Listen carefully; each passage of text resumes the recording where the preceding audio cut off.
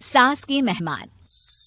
सिमर की सास की सारी जिंदगी किराए के मकान में ही बीती, लेकिन जब बेटा कमाने लायक हुआ तो उसने अपना बड़ा मकान बनाया। क्या है माँ, इतनी लंबी लिस्ट मेहमानों की? गृह प्रवेश है सिर्फ, शादी में तो तुमने इन लोगों को बुलाया ही था ना। अरे बेटा, तुम्हारे पिता और मैंने तो सारा आजीवन घर नहीं बनाया, ये सोचकर कि पैसा घर में लगा देंगे तो तुझे कहाँ से पढ़ाएंगे। अब बेटा, घर जैसी खुशी में मैं उन लोगों को कैसे भूल जाऊं जिन लोगों के साथ मैंने पूरा जीवन काटा। तभी वहाँ बहू आ जाती है। क्या माँ जी, कैसी बात कर रही हैं? बुआ जी, चाची जी, उनकी बेटियाँ, ससुराल वाले सभी तो आ रहे हैं। मैंने उनकी लिस्ट सुमन से पूछकर तैयार कर ली है। हाँ बेटा, ये लोग तो रिश्तेदार हैं, इन लोगों को तो बुलाना ही है, लेकिन जिन लोगों के साथ मैं किराए के मकानों में रही, वो मकान मालिक, वो पड़ोसी, उन्हें कैसे भूल सकती हूँ।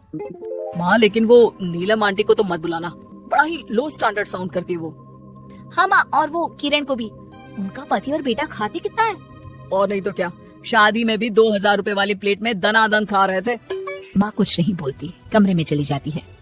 तुम्हारी माँ के तो चोचले ही अलग है, न जाने लोगों को क्या बताना चाहती हैं। अरे आस पड़ोस को तो ऐसे पूछ रही है जैसे कि रिश्तेदार। हाँ जानता हूँ माँ को, वो किसी से जुड़ती है तो दिल से जुड़ती है। वैसे बात करता हूँ उनसे। सभी अपने अपने काम में लग जाते हैं। सास को नींद आ जाती है और वो सो जाती है। लग रहा है कि गुस्सा होकर सो गई। कपड़े भी अपने बाहर फेंक कर गई है। बहू है ना, नौकरानी जैसी, कर लेगी काम। बड़बड़ करती बहू सास के कमरे में जाती है और कपड़ों को उनकी अलमारी में रखती है कि तभी उसके हाथ में एक एल्बम और कुछ खत लगते हैं। अरे ये क्या है? बहू एल्बम देखती है जहाँ नीलम आंटी और सास के साथ छोटा सा उसका सुमन खड़ा होता है। इनके बचपन की फोटो। वो सारी फोटो देखकर जब खत को खोलती है तो वो किरण का होता है। बहू खत पढ़ने लगती है। खत में लिखा होता है, तू पैसे की चिंता न कर, सुमन की पढ़ाई में कोई कमी ना हो, हम पड़ोसी नहीं बहने हैं। तभी सास जग जाती है। अरे बहू, क्या हुआ? कुछ चाहिए था क्या? बहू बात घुमा देती है। माँ जी, वो इनकी फोटो देख रही थी नीलम आंटी के साथ। कितनी सुंदर लग रही है ना आंटी। हाँ, दिखा तो जरा फोटो। बहू सास को फोटो देती है। सास फोटो देखकर कहती है, याद आता है, तेरे ससुर जी तो थे नहीं, काम के लिए 10 दिनों के लिए शहर से बाहर गए थे।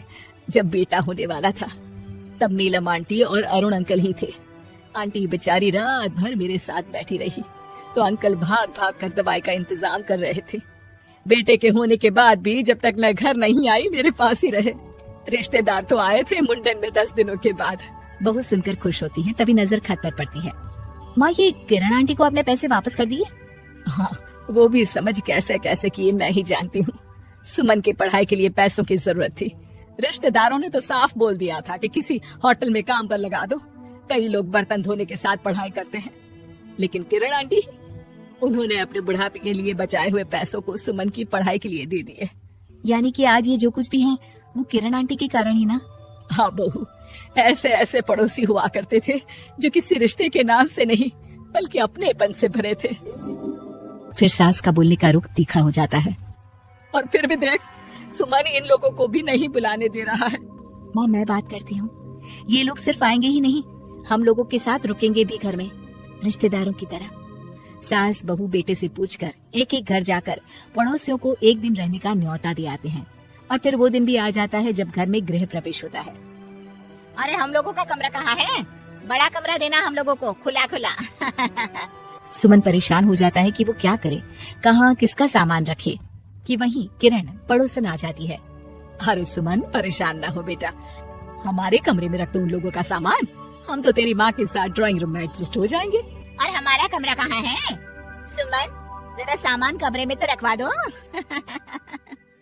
अरे ये क्या, मेरे कमरे में तो सफाई ही नहीं है। अरे बता देती सुमन, हम कहीं और रह लेते।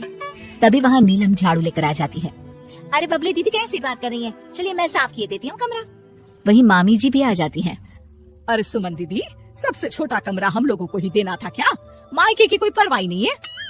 वो मामी जी, किरण आंटी और नीलम आंटी की फैमिली एक ही कमरे में है ना, तो इसलिए आप और मामा 2 ही तो लोग हैं। तो मामी तो बहू के मुंह से ये बात सुनकर गुस्से से लाल पीली हो जाती है। अरे वाह जी वाह, बहू की जुबान तो देखो कितना बोल रही है। इतना बोलने वाली बहुएं भी होती है क्या? अरे रहने दो, जब मेरी बहन ने ही मेरे बारे में नहीं सोचा तो किसी और से क्या उम्मीद करें। दोनों सामान पैक करके घर से निकल ही रहे होते हैं कि नीलम आ जाती है। अरे राकेश भैया, मैं भी सुमन की तरह ही तो हूँ। आप तो हम लोगों को इतने साल से जानते हैं। ओ हाँ, तुम लोग तो मेरी बहन से चिपकी रही गोंद की तरह। खैर कोई बात नहीं, रहो बड़े कमरे में। तभी अरुण वहाँ आ जाता है, जो नीलम का पति है। अरे भाई साहब, थोड़ा तो वक्त दीजिए, हम सारे छोटे कमरे में शिफ्ट हो रहे हैं। सारे पड़ोसी छोटे कमरे में चले जाते हैं और मामा मामी बड़े कमरे में। बहू चाची के कमरे से बाहर निकल रही होती है कि देखो कैसे बड़ा मकान बनाकर इतरा रही है। अरे जब हम लोगों ने कहा था कि घर बनवा लो, तब तो लड़के को पढ़ाने की पड़ी थी। इतना पैसा रखी थी, महंगे कॉलेज में पढ़ाया, तब बात मानी होती तो सस्ते में मकान बन जाता। बहू आगे जाती है, जहाँ दोनों पड़ोसन भी आपस में बात कर रही थी। मानना पड़ेगा सुमन को, बहुत ही समझदारी के साथ चली। बच्चों की जिम्मेदारी को सबसे ऊपर रखा, रिश्तेदारों के साथ भी पूरा निभाया।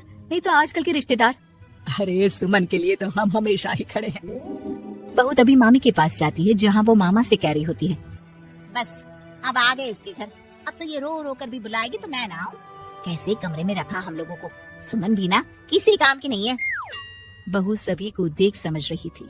रिश्तेदारों के नखरों के बीच पड़ोसियों का प्यार। वो देखकर समझ जाती है कि सास के असली मेहमान कौन है।